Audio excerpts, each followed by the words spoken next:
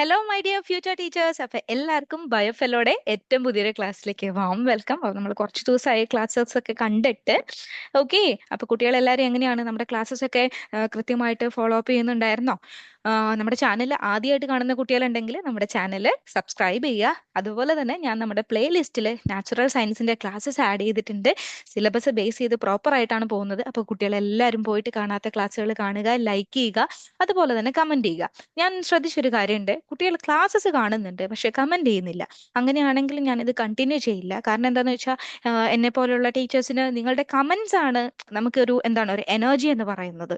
Okay, അപ്പൊ നിങ്ങൾ ആ ഒരു എനർജി തന്നില്ലെങ്കിൽ ടീച്ചർ ക്ലാസ്സസ് കണ്ടിന്യൂ ചെയ്യില്ല. അതുകൊണ്ട് തന്നെ എല്ലാ കുട്ടികളും എന്ത് ചെയ്യുക, നിങ്ങൾ ക്ലാസ് കണ്ടു കഴിഞ്ഞ് നിങ്ങളുടെ അഭിപ്രായം, അത് നെഗറ്റീവ് ആയിക്കോട്ടെ പോസിറ്റീവ് ആയിക്കോട്ടെ, നിങ്ങളുടെ അഭിപ്രായം നിങ്ങൾ കമന്റ് ബോക്സിൽ മാർക്ക് ചെയ്യണം, രേഖപ്പെടുത്തണം.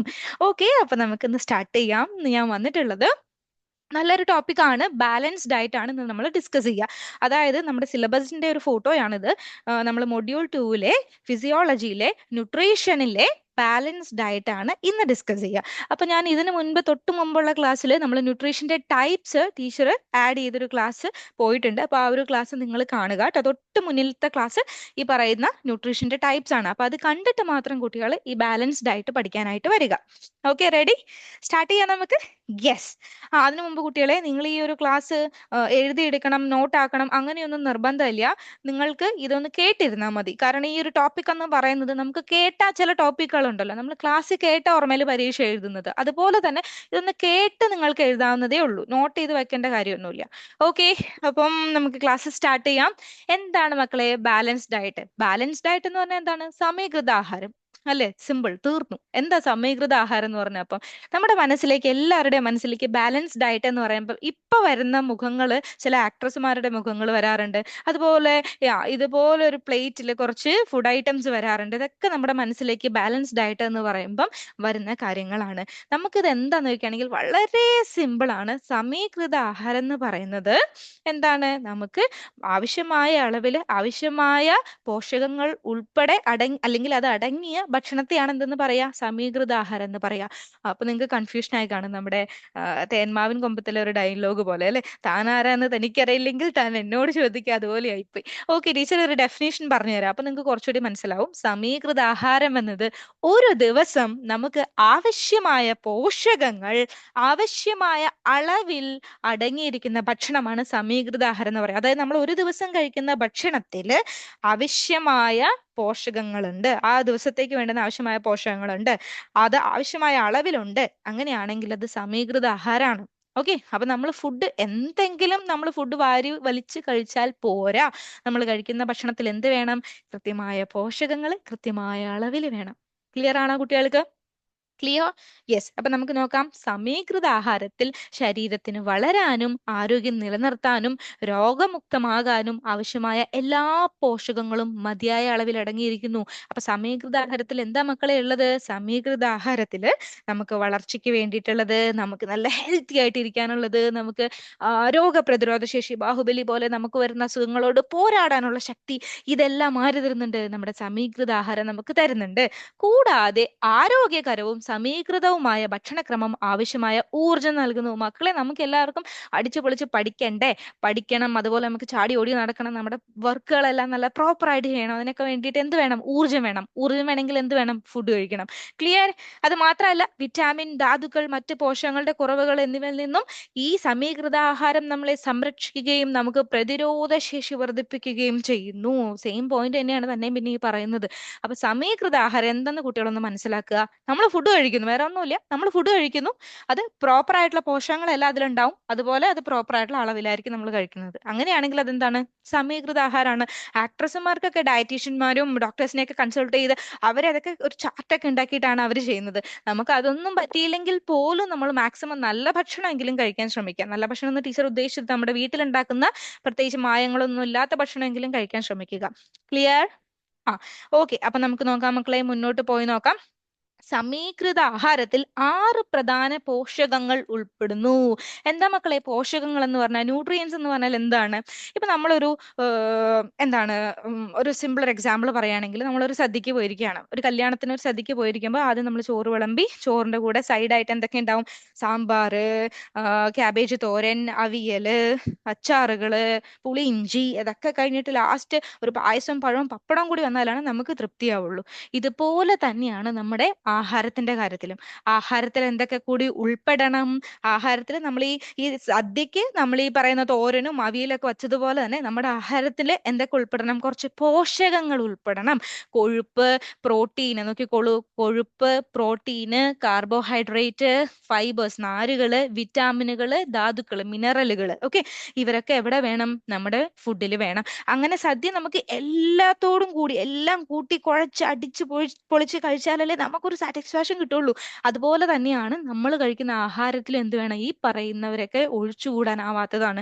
കൊഴുപ്പ്, പ്രോട്ടീന്, കാർബോഹൈഡ്രേറ്റ്, നാര്, വിറ്റാമിന്, ധാതുക്കള്. ഇത് പ്രോപ്പർ ആയിട്ട് കഴിച്ചാലാണ് നമുക്ക് നല്ല എനർജി കിട്ടുള്ളൂ. ആ നമുക്ക് കിട്ടുന്ന എനർജി നമുക്ക് യൂട്ടിലൈസ് ചെയ്യാൻ പറ്റുള്ളൂ. അപ്പൊ ഓർത്തിരിക്കുക, ഈ പോഷകങ്ങൾ എല്ലാം നമ്മൾ കഴിക്കുന്ന ഭക്ഷണങ്ങളിലുണ്ട്. എന്താ മക്കളെ, ഇവിടെ അടുത്തൊരു പോയിന്റ്, ഒരു കോമൺ ആയിട്ടുള്ള ഒരു പോയിന്റ് ആണ്. ഇപ്പൊ നിങ്ങൾക്ക് മനസ്സിൽ തോന്നാവുന്ന ഒരു കാര്യമാണ്, ടീച്ചറെ നമ്മൾ ഫുഡ് കഴിക്കുന്നതിലൊക്കെ ഇതൊക്കെ ഉണ്ടല്ലോ, പിന്നെ എന്തിനാ ഇതിന്റെ അളവൊക്കെ നോക്കുന്നതെന്ന്. മക്കളെ, ഇപ്പൊ നിങ്ങൾക്ക് വിശക്കാണ്, വിശന്ന് കഴിഞ്ഞപ്പം നിങ്ങൾ 2 പ്ലേറ്റ് ബിരിയാണി എടുത്തങ്ങ് കഴിച്ചു നോക്കട്ടെ, അതിന് നിങ്ങൾക്ക് പ്രോപ്പർ ആയിട്ട് എനർജി കിട്ടിയോ? നിങ്ങൾ പറയും, ഞാൻ 2 പ്ലേറ്റ് ബിരിയാണി കഴിച്ചതാ, എനിക്ക് എനർജി ഉണ്ട്, അങ്ങനെ പറയും. എന്നാലും എന്തായിരിക്കും സംഭവിക്കുക? മത്ത പിടിച്ച് എവിടെയെങ്കിലും കയറി കിടന്ന് ഉറങ്ങാനേ നമുക്ക് പറ്റുള്ളൂ, 2 പ്ലേറ്റ് ബിരിയാണി ഒക്കെ കഴിച്ചാൽ, അല്ലെ? അതേസമയം നമുക്ക് വേണ്ടുന്ന ഭക്ഷണങ്ങൾ മാത്രം വേണ്ടുന്ന അളവിലാണെങ്കിലോ, നമുക്കൊരു എനർജി അവിടെ ഉണ്ടാവും. നമ്മൾക്ക് കിട്ടിയ ആ ഒരു എനർജി നമുക്ക് യൂട്ടിലൈസ് ചെയ്യാൻ പറ്റും, അങ്ങനെയൊക്കെ പറ്റും. അപ്പം ഈ പോഷണങ്ങളെല്ലാം നമ്മൾ കഴിക്കുന്നുണ്ട്, പക്ഷെ നമ്മൾ ഇനി അതിൽ ശ്രദ്ധിക്കേണ്ടിയിരിക്കുന്നു. വ്യത്യസ്ത ഭക്ഷണ പദാർത്ഥങ്ങളിൽ പോഷകങ്ങളുടെ വ്യത്യസ്ത അനുപാതങ്ങളുണ്ട്. നമ്മൾ കഴിക്കുന്ന ഫുഡുകളിൽ എങ്ങനെയാണ് മക്കളെ? നമ്മൾ കഴിക്കുന്ന ഭക്ഷണത്തിൽ വ്യത്യസ്ത രീതിയിൽ, വ്യത്യസ്ത അനുപാതത്തിലാണ് എന്തുള്ളത്? ഈ പറയുന്ന പോഷകങ്ങൾ, ന്യൂട്രിയൻസ് ഉള്ളത്. പോഷകങ്ങളുടെ ആവശ്യകത ഒരു വ്യക്തിയുടെ പ്രായം, ലിംഗഭേദം, ആരോഗ്യം എന്നിവയെ ആശ്രയിച്ചിരിക്കുന്നു. അപ്പൊ ഒരാൾക്ക് എത്രമാത്രം ന്യൂട്രിയൻസ് വേണം എന്നുള്ളത് എന്തിനെയൊക്കെ ബേസ് ചെയ്തിട്ടായിരിക്കുന്നത്? ഈ ഫുഡ് കഴിക്കുന്ന ആളുടെ ഏജ് എത്രയാണ്, ലിംഗഭേദം, അതെന്താണ്, ഫീമെയിൽ ആണോ മെയിൽ ആണോ, അതുപോലെ തന്നെ അവരുടെ ആരോഗ്യം, എന്തെങ്കിലും അസുഖങ്ങളുള്ളവരാണോ, പ്രമേഹം പോലുള്ളവരാണോ, അതൊക്കെ നോക്കിയിട്ട് വേണം നമ്മൾ ഈ ഒരു പോഷകങ്ങൾ അല്ലെങ്കിൽ ഈ ഒരു ഡയറ്റ് പ്ലാൻ ഉണ്ടാക്കാനായിട്ട്. അപ്പൊ നമ്മൾ ഈ ഒരു ഡയറ്റ് പ്ലാൻ എന്ന് പറയുന്ന ഒരിക്കലും നമ്മൾ തന്നെ ഒരെണ്ണം ക്രിയേറ്റ് ചെയ്ത് ഞാൻ ഇന്നോട്ട് ഡയറ്റിലാണ് എന്ന് പറഞ്ഞിട്ട് ഇരുന്നാൽ പോരാ. നിങ്ങൾ ഡയറ്റ് പ്ലാൻ ചെയ്യുന്നുണ്ടെങ്കിൽ ഒരു ഡയറ്റീഷ്യനെ കാണുക, അല്ലെങ്കിൽ ഒരു ഡോക്ടറെ കൺസൾട്ട് ചെയ്യുക, എന്നിട്ട് അവരുടെ നിർദ്ദേശപ്രകാരം, കാരണം നിങ്ങളുടെ ആരോഗ്യത്തിനെ ബേസ് ചെയ്തിട്ടാണ് നിങ്ങൾ കഴിക്കുന്ന ഭക്ഷണം ഇരിക്കുക. മനസ്സിലായോ? നിങ്ങൾക്ക് പ്രമേഹമുള്ള ആളാണെങ്കിൽ നിങ്ങൾ ചില ഫുഡുകൾ കഴിക്കുമ്പോൾ ശ്രദ്ധിക്കേണ്ടിയിരിക്കുന്നുണ്ട്.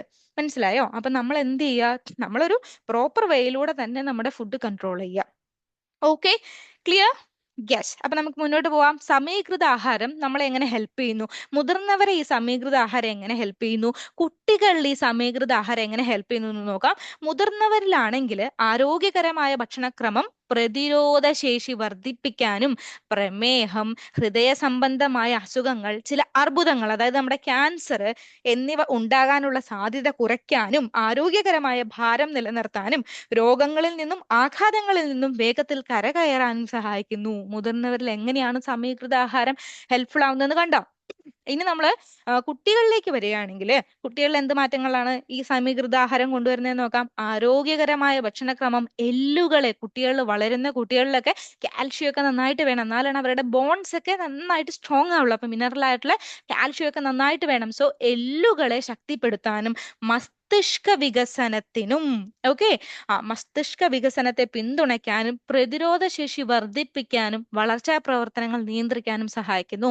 അപ്പം മുതിർന്നവരുടെ കാര്യത്തേക്കാൾ നമ്മൾ കുറച്ചുകൂടി ഇമ്പോർട്ടൻസ് കൊടുക്കേണ്ടത് നമ്മുടെ വീട്ടിലെ ചൈൽഡ്ഹുഡ് ഏജിലുള്ള കുട്ടികൾ ഉണ്ടാവില്ലേ, വളർന്നു വരുന്ന കുട്ടികൾ, അവർക്കാണ് കുറച്ചുകൂടി ഇമ്പോർട്ടൻസ് കൊടുക്കേണ്ടത്. അവർക്കാണ് ഈ പറയുന്ന ഡയറ്റ് പ്ലാൻ നമ്മൾ പ്രോപ്പർ ആയിട്ട് കീപ്പ് ചെയ്യേണ്ടത്. കാരണം ഇതൊക്കെ പ്രോപ്പർ ആയിട്ട് കിട്ടിയാലേ കുട്ടികൾക്കൊക്കെ നല്ല ബുദ്ധി അങ്ങ് വരുള്ളൂ. ഇപ്പൊ എന്റെ കുട്ടികൾക്ക് എല്ലാവർക്കും നല്ല ബുദ്ധിയൊക്കെ ഉണ്ട്, എനിക്കറിയാം, എന്റെ കുട്ടികളൊക്കെ അടിപൊളിയാണ്. അപ്പം നമ്മളെ പോലെ തന്നെ നമ്മുടെ കുട്ടികളും വരണ്ടേ, വളർന്നു വരുന്ന തലമുറ വരണ്ടേ. അപ്പൊ നമ്മൾ എന്ത് ചെയ്യുക? പ്രോപ്പർ ആയിട്ടൊരു ഡയറ്റ് പ്ലാൻ സെറ്റ് ചെയ്യുക. ഓക്കെ, അപ്പൊ നമ്മൾ മുന്നോട്ട് പോയി നോക്കാം. സമീകൃത ആഹാരത്തിന്റെ അവശ്യ ഘടകങ്ങൾ. ടീച്ചർ ആദ്യം പറഞ്ഞ ആ പറഞ്ഞ ക്യാബേജും ആ പറഞ്ഞ പപ്പടവും നമ്മുടെ സംഭാരവും അതുപോലെ തന്നെ അച്ചാറുകളൊക്കെ ഇങ്ങ് പോരട്ടെ എന്നുള്ള രീതിയിൽ ഓരോരോന്നും നമുക്ക് പഠിക്കാനുണ്ട്. ആദ്യമായിട്ട് നമ്മൾ പഠിക്കുന്നത് സമീകൃത ആഹാരത്തിന്റെ അവശ്യ ഘടകങ്ങളിൽ വരുന്ന ഒന്നാണ് നമ്മുടെ കാർബോഹൈഡ്രേറ്റ് എന്ന് പറയുന്ന ചേട്ടൻ. കാർബോഹൈഡ്രേറ്റ് കേട്ടോ, കാർബ്സ് എന്നൊക്കെ നമുക്ക് വിളിക്കാൻ പറ്റും. കാർബ്സ് അല്ലെ? കാർബോഹൈഡ്രേറ്റ് എന്താണ്? കാർബ്സ് എന്താണ്? കാർബോഹൈഡ്രേറ്റ് അല്ലെങ്കിൽ കാർബ്സ് എന്ന് പറയുന്നത്. കാർബ്സ് എന്തായിരിക്കും മക്കളെ? ഒന്ന് ആലോചിച്ച് നോക്കിക്കേ. കാർബോഹൈഡ്രേറ്റുകൾ എന്തായിരിക്കും? കാർബോഹൈഡ്രേറ്റ് അതിൽ നിന്ന് തന്നെ കിട്ടും. വളരെ സിമ്പിൾ ആണ്. ആരൊക്കെയായിരിക്കും കാർബോഹൈഡ്രേറ്റിൽ അടങ്ങിയിട്ടുണ്ടാവുക? കാർബോഹൈഡ്രേറ്റ് എന്ന് പറയുമ്പോൾ ഓർത്ത് നോക്കിക്കേ, കാർബോഹൈഡ്രേറ്റിൽ ആരൊക്കെയുണ്ട്? എല്ലാ കുട്ടികളും ഒന്ന് ഓർത്ത് നോക്കിക്കേ, ആരൊക്കെയാണ് ഇതിൽ ഉൾപ്പെടുക? അല്ലെങ്കിൽ ഈ കാർബോഹൈഡ്രേറ്റ് എവിടെ നിന്നാണ് നമുക്ക് കിട്ടുന്നത്? എവിടെന്നാ മക്കളെ നമുക്ക് കിട്ടുന്നത്? കാർബോഹൈഡ്രേറ്റ് എവിടെന്നാ കിട്ടുന്നത്? ആലോചിച്ച് നോക്കൂ. കാർബോഹൈഡ്രേറ്റ് എന്ന് പറയുമ്പോൾ കാർബോഹൈഡ്രേറ്റ് കാർബൺ, അതുപോലെ തന്നെ ഹൈഡ്രജൻ, പിന്നെ ആരാണ്? പിന്നെ ആരാണ്? ഓക്സിജൻ. ഇത് മൂന്നും അടങ്ങിയ ഫുഡ് മെറ്റീരിയൽസിനെയാണ് നമ്മൾ കാർബോഹൈഡ്രേറ്റുകൾ എന്ന് പറയുന്നത്. Carbon, hydrogen, oxygen. അപ്പൊ നമുക്ക് നോക്കാം കുട്ടികളെ. കാർബോഹൈഡ്രേറ്റുകൾ നിങ്ങൾക്ക് ഊർജം നൽകുന്നു. അതായത് ഊർജം നൽകുന്നു എന്നുള്ളതിനേക്കാൾ നിങ്ങൾ ശ്രദ്ധിക്കേണ്ട കാര്യം ഇൻസ്റ്റന്റേനിയസ് എനർജിയാണ് ഇവർ പ്രൊവൈഡ് ചെയ്യുന്നത്. അതായത് പെട്ടെന്ന് ഒരു ഊർജ്ജമാണ്. ഇപ്പൊ നിങ്ങൾക്ക് തീരെ വയ്യാതിരിക്കുന്ന ഒരു സിറ്റുവേഷൻ ആണ്, എന്നാൽ പോലും കുറച്ച് കഞ്ഞി കുടിക്കുകയാണെങ്കിൽ, ഇത്തിരി ചോറ് കഴിക്കുകയാണെങ്കിൽ നിങ്ങൾക്ക് എന്താണ്, എണീറ്റ് നിൽക്കാനുള്ള ഒരു ആരോഗ്യമെങ്കിലും കിട്ടുന്നുണ്ട് അല്ലെ? അപ്പൊ കാർബോഹൈഡ്രേറ്റുകൾ നമുക്ക് എന്താ തരുന്നേ? ഞൊടിയിടയിൽ എനർജി തരികയാണ്. അപ്പൊ എനർജി, ഇൻസ്റ്റന്റേനിയസ് എനർജി തരുന്ന ഒരു ന്യൂട്രിയന്റ് ആണ് കാർബോഹൈഡ്രേറ്റ് എന്ന് പറയുന്നത്. ഇത് നിങ്ങളുടെ ഭക്ഷണത്തിന്റെ 50 മുതൽ 60% വരെ വരും. എത്രയാണ് വരേണ്ടത്? നമ്മുടെ ഫുഡിൽ നമ്മൾ എത്രമാത്രം കാർബോഹൈഡ്രേറ്റ് ഉൾപ്പെടുത്തണം? 50 to 60% ഉൾപ്പെടുത്തണം. ഇതൊരു പ്രധാന ഭക്ഷണ ഘടകമായി മാറുന്നുണ്ടെങ്കിലും നിങ്ങൾ എല്ലാ കാർബോഹൈഡ്രേറ്റുകളും തുല്യമായി പരിഗണിക്കരുത്. മക്കളെ, കാർബോഹൈഡ്രേറ്റുകൾ ഇമ്പോർട്ടന്റ് ആണ്. എന്നിരുന്നാലും എല്ലാ കാർബോഹൈഡ്രേറ്റുകളും നമ്മൾ അത്രമാത്രം കഴിക്കാൻ പറ്റുന്നവ അല്ല. അതിലും നമ്മൾ എന്താണ് ക്ലാസിഫൈ ചെയ്യേണ്ട കാർബോഹൈഡ്രേറ്റുകൾ ഉണ്ട്. ആരോഗ്യകരമായ കാർബോഹൈഡ്രേറ്റിന്റെ ഉറവിടങ്ങൾ എന്തൊക്കെയാണെന്നാണ് ഇനി ടീച്ചർ പറഞ്ഞു തരാം. ഇതൊക്കെ നമുക്ക് ഓക്കെ ആയിട്ടുള്ളതാണ്. ഓട്സ്, അതുപോലെ ക്വിനോവ എന്ന് പറയുന്നത് അതൊരു ധാന്യമാണ് കേട്ടോ. അതുപോലെ നമ്മുടെ ഗോതമ്പ്, ഡാലിയ, പയർവർഗ്ഗങ്ങൾ, റാഗി, ബാർലി, ഓക്കെ, പച്ചക്കറികൾ, ഇതിലൊക്കെ എന്തുണ്ട്? കാർബോഹൈഡ്രേറ്റ് ഉണ്ട്. അപ്പൊ ഇതൊക്കെ നമുക്ക് കഴിക്കാൻ പറ്റുന്ന കാർബോഹൈഡ്രേറ്റുകളാണ്. അപ്പൊ സമീകൃത ആഹാരത്തിൽ നമ്മൾ ആദ്യം ശ്രദ്ധിക്കേണ്ട ആൾ ആരാണ്? കാർബോഹൈഡ്രേറ്റ്. അപ്പൊ എന്റെ കുട്ടികൾ എല്ലാവരും നിങ്ങളുടെ ഫുഡിൽ ഈ പറയുന്ന ഐറ്റംസ് ഇൻക്ലൂഡ് ചെയ്യാനായിട്ട് ശ്രമിക്കുക. ഓക്കെ, ക്ലിയർ ആണല്ലോ ഫസ്റ്റ് ന്യൂട്രിയന്റ്. ഇനി അടുത്തൊരു ന്യൂട്രിയന്റ് ആണ്. ഒരു ഇമേജ് ടീച്ചർ കൊടുത്തിട്ടുണ്ട്. കാർബോഹൈഡ്രേറ്റ് ഏതാന്ന് നിങ്ങൾക്ക് കണ്ട് മനസ്സിലാക്കാനാണ് കേട്ടോ. പൊട്ടറ്റോയിലുണ്ട്, അതുപോലെ തന്നെ വീറ്റ് പാസ്തയിലുണ്ട്, ഓട്സിലുണ്ട്. ഓക്കെ, നോക്കിക്കേ, ക്യുനോവ ഇതാണ് മക്കളെ, ക്യുനോവ ഇതാണ് കേട്ടോ. ഓക്കെ, അതുപോലെ sweet potato, brown rice, black beans, lentils, wheat bread, ഇതിലൊക്കെ എന്തുണ്ട്? നമ്മുടെ കാർബോഹൈഡ്രേറ്റ് ഉണ്ട്. ഓർത്തിരിക്കുക. ഇനി നമുക്ക് അടുത്ത ആളിലേക്ക് പോവാം. അതാണ് നമ്മുടെ പ്രോട്ടീൻ. ഓക്കെ, പ്രോട്ടീൻ എന്ന് പറയുമ്പോൾ തന്നെ നിങ്ങളിപ്പോ എന്താണ് കുറെ ജിമ്മന്മാരെയൊക്കെ ഓർക്കുന്നുണ്ടാവും അല്ലെ? പ്രോട്ടീൻ പ്രോട്ടീൻ പൗഡർ ഒക്കെ ഇൻടേക്ക് ചെയ്യുന്ന ജിമ്മന്മാരെയൊക്കെയാണ് ഓർമ്മ വരിക. ഇത്രേ ഉള്ളൂ, വളരെ സിമ്പിൾ ആണ്. അതായത് പ്രോട്ടീൻ ആ ജിമ്മന്മാരെ ഓർത്ത് നന്നായി അവരോട് കണക്ട് ചെയ്യാൻ പറ്റും. അതായത് പേശികൾ നിർമ്മിക്കാൻ, നമുക്ക് മസിൽസ് ഒക്കെ നല്ല രീതിയിൽ നിർമ്മിക്കാനും നമ്മുടെ ചർമ്മവും മുടിയൊക്കെ വികസിക്കാനും സഹായിക്കുന്നത് ആരാണ്? ഈ പ്രോട്ടീൻ ആണ്. നമ്മളെ സുന്ദരീ സുന്ദരന്മാരാക്കുന്ന ആരാ മക്കളെ? പ്രോട്ടീൻ ആണ്. അപ്പൊ പ്രോട്ടീൻ എന്തിനൊക്കെ ഹെൽപ്പ് ചെയ്യുന്നു? നമ്മുടെ പേശികൾ നിർമ്മിക്കാനും നമ്മുടെ ചർമ്മവും മുടിയും വികസിപ്പിക്കാനും നമ്മളെ ഹെൽപ്പ് ചെയ്യുന്നു. ഓർത്തിരിക്കുക കേട്ടോ. നമുക്ക് യങ് ആയിട്ട് ഇരിക്കാനും ചർമ്മവും മുടിയൊക്കെ അടിപൊളിയാക്കാൻ, മുടിയൊക്കെ വളരാനൊക്കെ ആര് ഹെൽപ്പ് ചെയ്യുന്നു? പ്രോട്ടീൻ ഹെൽപ്പ് ചെയ്യുന്നു. ഇത് നിങ്ങളുടെ ഭക്ഷണത്തിന്റെ 10 മുതൽ 12% വരെ ആയിരിക്കണം. അതായത് നമ്മൾ ഫുഡിൽ 10 മുതൽ 12% വരെ എന്ത് ഉൾപ്പെടുത്തണം? പ്രോട്ടീൻ ഉൾപ്പെടുത്തണം. കാർബോഹൈഡ്രേറ്റ് എന്ന് പറയുമ്പോൾ 50 മുതൽ 60% വരെ ഉൾപ്പെടുത്തണം. പ്രോട്ടീൻ എന്ന് പറയുന്നത് 10 to 12% ഉൾപ്പെടുത്തണം. പ്രോട്ടീന്റെ ഉറവിടങ്ങളാണ് മക്കളെ ഇനി പറയുന്നത്. നമുക്ക് അറിയാവുന്ന കാര്യങ്ങൾ തന്നെയാണ്. പയറുവർഗ്ഗങ്ങള്, ബീൻസ്, സോയാബീന്, പൗൾട്രി, ചിക്കൻ, തുർക്കി. പോൾട്രി വിഭാഗത്തിൽ വരുന്നതാണ് ചിക്കൻ, തുർക്കി. അതുപോലെ തന്നെ സമുദ്ര വിഭാഗത്തിൽ വരുന്ന മത്സ്യം, ഞണ്ട്, കൊഞ്ച്, ലോബ്സ്റ്റർ. പിന്നെ മുട്ടകളിൽ വരുന്ന വെറൈറ്റീസ് ഓഫ് മുട്ടകള്. അതുപോലെ തന്നെ മാംസം, ആട്ടിൻ മാംസം, ബീഫ്, പന്നിയിറച്ചി, പരിപ്പ്, തൈര്, ഇതിലൊക്കെ എന്തുണ്ട് മക്കളെ? പ്രോട്ടീൻ അടങ്ങിയിട്ടുണ്ട്. അപ്പൊ നിങ്ങൾ ഇതൊക്കെ മാക്സിമം നിങ്ങളുടെ ഫുഡിൽ ഇൻക്ലൂഡ് ചെയ്യാൻ ശ്രമിക്കുക. നമുക്ക് അടുത്ത ആളിലേക്ക് പോവാം. ദാറ്റ് ഇസ് കൊഴുപ്പ്. ഇവിടെ കുറച്ച് കൺഫ്യൂഷൻ ഒക്കെ വരാൻ ചാൻസ് ഉണ്ട്, നോക്കിക്കോളൂ.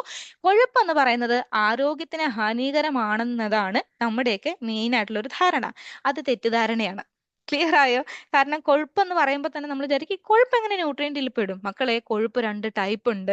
നല്ല കൊഴുപ്പും ഉണ്ട്, ചീത്ത കൊഴുപ്പും ഉണ്ട്. ഓക്കെ, അപ്പൊ നമ്മൾ നല്ല കൊഴുപ്പ് നമ്മുടെ ശരീരത്തിന് ഹെൽപ്ഫുൾ ആണ്.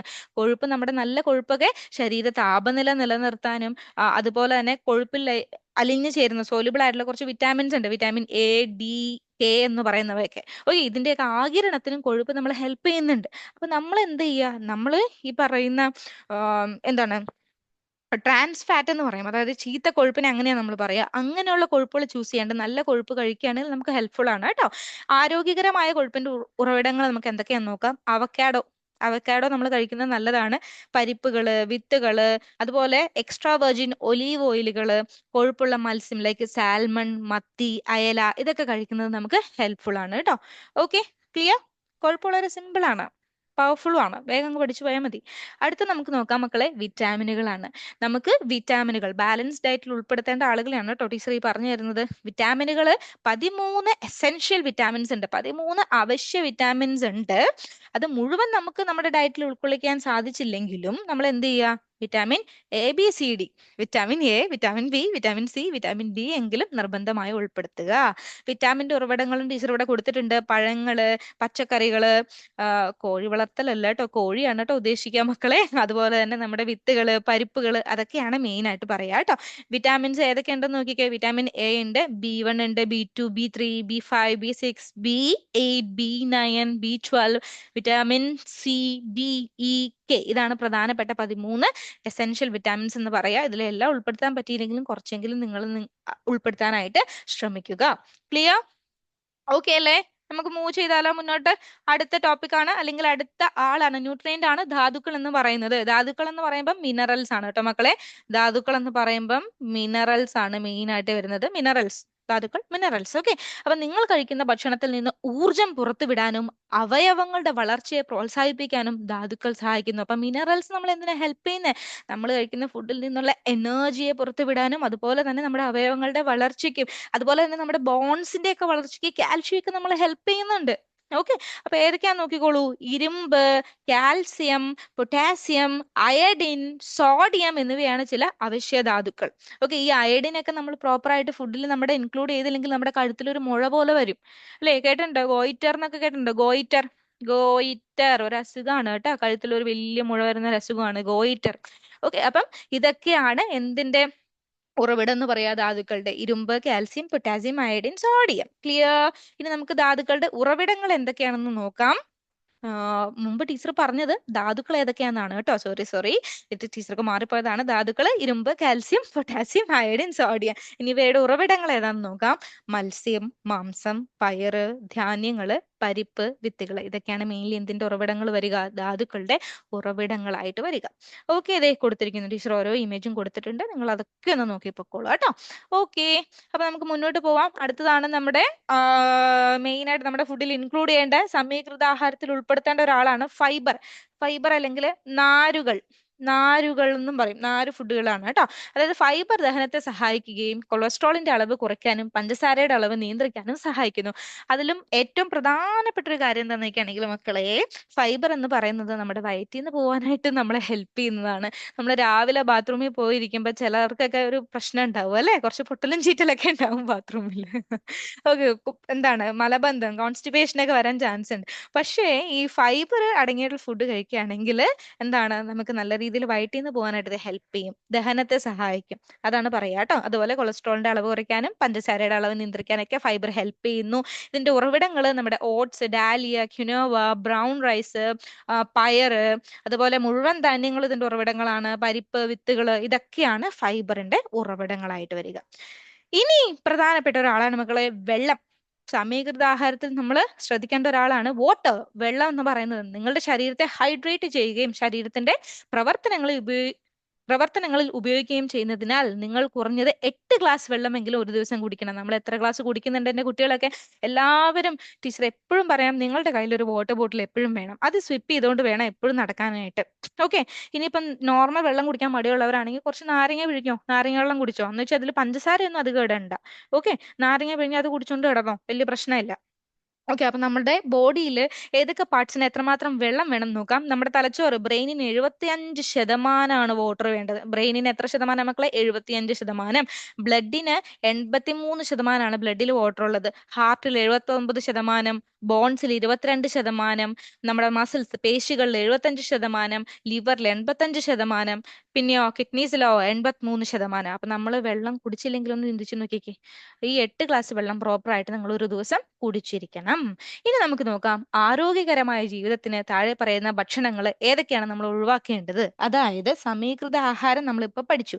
ഇനി നമ്മൾ ജീവിതത്തിൽ നിന്ന് ഒഴിവാക്കേണ്ട ആഹാരങ്ങളെ കുറിച്ചാണ് പറയുന്നത്. ചുവന്ന മാംസം, അതായത് റെഡ് മീറ്റുകളാണ് കേട്ടോ പറയാം മക്കളെ. നമ്മുടെ ആട്, ബീഫ്, ഇതൊക്കെയാണ് പറയാം. അപ്പൊ നിങ്ങൾ വിചാരിക്കും ഇത് കുറച്ചു മുമ്പ് ടീച്ചർ അവിടെ പറഞ്ഞിട്ട് പിന്നെ ഇപ്പൊ എന്താ വേണ്ടെന്ന് പറയുന്നതെന്ന് ചിന്തിക്കുക.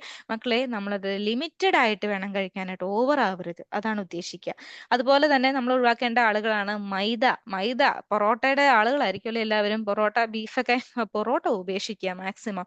മൈദ, വൈറ്റ് ബ്രെഡ്, പിന്നെ സിവൈൻ, നൂഡിൽസ്, പാസ്ത തുടങ്ങിയവ എന്ത് ചെയ്യുക? നിങ്ങൾ ഒഴിവാക്കുക. ഇനി പറയുന്നത് ട്രാൻസ് ഫാറ്റ് ആണ് കേട്ടോ. അതായത് ടീച്ചർ ആദ്യം പറഞ്ഞ കൊള്ളില്ലാത്ത കൊഴുപ്പില്ലേ നമുക്ക് വേണ്ടത്, ബാഡ് ആയിട്ടുള്ള ഫാറ്റ്, ആ ഫാറ്റ് ഒഴിവാക്കുക. അതായത് നമ്മൾ ഫ്രൈഡ് ആയിട്ടുള്ള ഐറ്റംസ് ഒക്കെ ഇല്ലേ, അതിലൊക്കെ വരുന്നത് ഈ പറയുന്ന ട്രാൻസ് ഫാറ്റ് ആണ്, നമുക്ക് വേണ്ടാത്തതാണ്, അത് ഒഴിവാക്കുക. അതുപോലെ പഞ്ചസാര ചേർത്തിട്ടുള്ള വസ്തുക്കൾ, പേസ്ട്രികൾ, അതൊക്കെ ഒഴിവാക്കുക. സംസ്കരിച്ച ഭക്ഷണങ്ങൾ എന്ന് വെച്ചാൽ പ്രോസസ്ഡ് ഫുഡ്, അതായത് പ്രിസർവ് ചെയ്ത് വെച്ചിരിക്കുന്നത്, ഫ്രൈ ചെയ്ത് വെച്ചിരിക്കുന്നത്, അതായത് ഫുഡ് വേറെ രീതിയിലേക്ക് കൺവേർട്ട് ചെയ്തെടുത്തത്, അങ്ങനെയുള്ളത് നിങ്ങൾ മാക്സിമം കടകളിൽ നിന്ന് മേടിക്കുന്നതൊക്കെ ഒഴിവാക്കുക. ആരോഗ്യകരമായ ജീവിതത്തിന് ഈ പറയുന്നതൊക്കെ നമുക്ക് അങ്ങ് ഒഴിവാക്കാവുന്നതേ ഉള്ളൂ. ഇനി സമീകൃത ആഹാരത്തിന്റെ പ്രാധാന്യം കൂടി ടീച്ചർ പറഞ്ഞിട്ട് ഈ ഒരു ടോപ്പിക് അങ്ങ് അവസാനിപ്പിക്കാം. സമീകൃത ആഹാരം ശരീരത്തിന്റെ പോഷക ആവശ്യങ്ങൾ നിറവേറ്റുകയും പോഷകാഹാരക്കുറവ് തടയുകയും ചെയ്യുന്നു. അപ്പൊ എന്താണ്? ന്യൂട്രിയൻസ് നമ്മുടെ ബോഡിക്ക് ആവശ്യമുള്ളത് സമീകൃത ആഹാരത്തിൽ നിന്ന് കിട്ടുന്നു എന്നാണ് അർത്ഥം. അതുപോലെ തന്നെ ഊർജം നിലനിർത്തുകയും, ഊർജ എന്നാണ് വന്നിട്ടുള്ളത്, അത് നമ്മൾ ഈ മലയാളം ടൈപ്പ് ചെയ്യുമ്പോൾ ഒരു പ്രശ്നമാണ് കേട്ടോ, ഒന്ന് ശ്രദ്ധിക്കുക. നിങ്ങൾ അതൊന്നും നോക്കിക്കോളാം കേട്ടോ, ഊർജം എന്നുള്ള രീതിയിൽ വായിച്ചാൽ മതി കേട്ടോ. ടീച്ചർ വേഗം ടൈപ്പ് ചെയ്തിട്ടാണ് നിങ്ങൾക്ക് ഈ നോട്ട്സ് ഒക്കെ ഉണ്ടാക്കുന്നത്, അങ്ങനെ വരുന്നതാണ് കേട്ടോ. അപ്പോൾ ഊർജം നിലനിർത്തുകയും ശരീരത്തിന്റെ സാധാരണ പ്രവർത്തനങ്ങൾ നിലനിർത്തുകയും ചെയ്യുക. അതുപോലെ പ്രതിരോധ ശേഷി വർദ്ധിപ്പിക്കുക. അതുപോലെ തന്നെ റിപ്പയർ ഒപ്റ്റിമൈസ് ചെയ്യുക. അതായത് ശരീരത്തിന്റെ സെൽസിന്റെ റിപ്പയർസ് ഉണ്ട്, കോശങ്ങളുടെ റിപ്പയർമെന്റുകൾ ഉണ്ട്. ഓക്കെ, റിപ്പയർ ചെയ്യേണ്ട കാര്യങ്ങളുണ്ട്, അത് ഒപ്റ്റിമൈസ് ചെയ്യുക. അതുപോലെ തന്നെ പ്രമേഹം, ഹൃദയ സംബന്ധമായ അസുഖങ്ങൾ, ചില ക്യാൻസർ തുടങ്ങിയ ജീവിതശൈലി രോഗങ്ങൾ തടയുക. അതുപോലെ എല്ലുകൾക്കും പേശികൾക്കും ചർമ്മങ്ങൾക്കും പല്ലുകൾക്കും കണ്ണുകൾക്കും ഇവയ്ക്കൊക്കെ എന്താണ്? ശക്തി കൊടുക്കുക. അതായത് ഇവയ്ക്കൊക്കെ എന്താണ്? ഇവയൊക്കെ ഒന്ന് സപ്പോർട്ട് ചെയ്യുക. ഓക്കെ, നമ്മൾ സമീകൃത ആഹാരം എന്ന് പറയുമ്പോൾ അതിൽ വിറ്റാമിൻ എ എന്നൊക്കെ പറയുന്നത് നമ്മുടെ കണ്ണിന്റെ കാഴ്ചയ്ക്കൊക്കെ ഹെൽപ്പ് ചെയ്യുന്നതാണ്. ഓക്കെ, അപ്പൊ അതാണ് പറയുക, എല്ലുകള്, പേശികള്, ചർമ്മം, പല്ലുകള്, കണ്ണുകൾ, ഇവയൊക്കെ ശക്തിപ്പെടുത്തുക. അപ്പൊ ഇതൊക്കെയാണ് മെയിൻ ആയിട്ട് നമ്മുടെ സമീകൃത ആഹാരത്തിന്റെ പ്രാധാന്യം വരിക. അതുപോലെ തന്നെ ആരോഗ്യകരമായ ഗർഭധാരണത്തെ പിന്തുണയ്ക്കാൻ സഹായിക്കുകയും ചെയ്യുക.